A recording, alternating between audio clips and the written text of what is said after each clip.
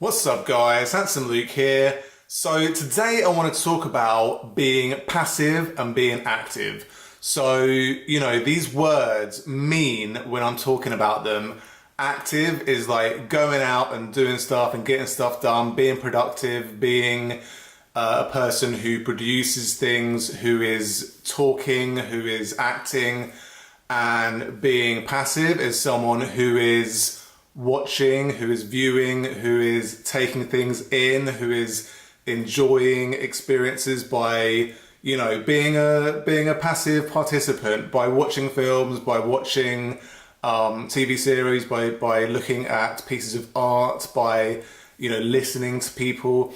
So something that I'm very interested in is something called active listening. And it's something that I try to do a lot, which is basically when you're talking to someone, or when you start a conversation with someone, you actually listen to what they're saying. So you ask them questions and they will answer your questions. And the purpose of active listening is that you actually maintain eye contact and you listen to the words that are coming out of their mouth, rather than trying to think of the next question you're going to ask them, or trying to think of something that you can add to that, right?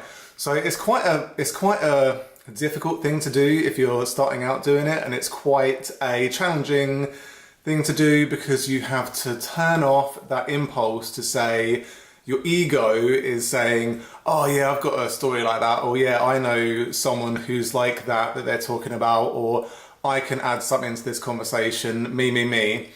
And it's much more, you're trying to really listen to them, you're trying to really hear what they're saying, and in doing so, you're letting them get stuff off their chest, right? Because a lot of the time, especially in group environments, it's a case of egos vying for supremacy, right? So everyone wants to have the best story, the best holiday they've been on, the best, anecdotes, if you will. And that's all fine and dandy, but it's quite cool where you're in a scenario where you're with people who you actually have an interest in, to hear some of their stories. So you say, tell me about that time you went to Central America, or tell me about that time that you climbed that mountain, or whatever the case may be, something that you know they've done, that they've told you about briefly before, but maybe you want them to talk about a bit more, or, it's just, it's quite a cool thing to do once you let it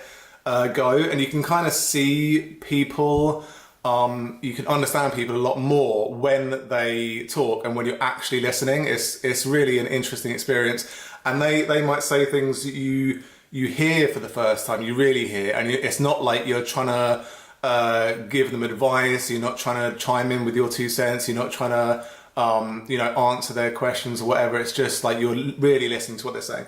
So that's quite a fun thing to do, and I quite like doing it, but not all the time. You have to sort of feed that ego from time to time, and you have to tell your own stories, and it's quite nice when you are an active listener, and then that kind of will inform the people around you to also maybe listen a bit more. And it's not like a matter of it's rude to sort of not chime in with your thing, or it's rude not to, I mean, obviously you keep up with the normal noises you make when you're listening to someone, that like the that sort of business. And it's not that you're being rude by being quiet, you're really paying attention to what they're saying, yeah?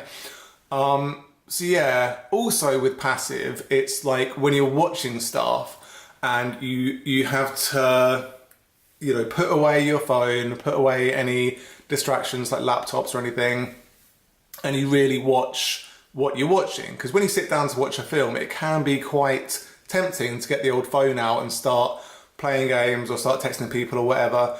And that kind of takes you out of the experience. So I feel like it's a much better experience if you really go into it and, experience it and follow the narrative and really get involved. And I like doing that a lot. And same with like art galleries or the cinema, or anything where you're going and experiencing something like theatre or musicals or anything. When you go in and really invest yourself fully, it's like such a better experience than if you just sitting there on your phone or whatever. I can never understand people in the cinema on their phones. It absolutely blows my mind. I don't know what they're doing there in the first place. Like, if you go to the cinema and you're just going to be on the phone the whole time, get out. Like, what are you doing with your life? It's insanity. So yeah, and it's the same. It's the same thing with YouTube, and it's the same thing with a lot of things that I'm interested in, like photography and writing and all this kind of business. With writing, especially, you have to read in order to be able to write well. So I think it's I split up my time reading more than I write. Yeah, you have to have this sort of balance. And same thing with YouTube. Like I watch stuff on YouTube. Way more than I, make videos. I find it, I go through cycles of I'll be a passive person on YouTube. Like I'll watch stuff and then I'll go through a phase of, creating stuff. And it's like totally healthy because it kind of, the more stuff you watch, the more ideas you get and the more, inspiration you get, right? So I'm sure it's the same with a lot of disciplines that I'm not involved in, like sort of painting or I don't know, any creative medium like sculpture or anything really. I suppose dance or whatever, music, all these different things. You have to have a kind of passive active balance, right? So I think there's a lot of people out there, I suppose, who are active way more than they're passive, and I just think it is a healthier thing to do. For a lot of reasons, to kind of split it out at least evenly, if not, like in my case, I enjoy, watching things and trying to maintain that kind of passive mindset where you're like, I'm just watching this. I don't need to, get my ego involved. I quite like sort of switching off some parts of my brain and just being like, yeah, this is something that's supposed to entertain me, so I don't need to turn on certain parts of my brain. But I don't know, like, let me know what you guys think. I think it's whenever you get a word like passive, it can be applied to different things as well. But I feel like in this case, we can put the childishness aside and concentrate on how I mean it, which is, to enjoy things and to not kind of get your ego involved so much. And it's something that I try to incorporate a lot, because it's like being aware of your ego and being sort of modest in your attitude to a lot of things. It's way better for you than just being some sort of egotistical sort of guy who has to talk the most, who has to interject the most into a conversation.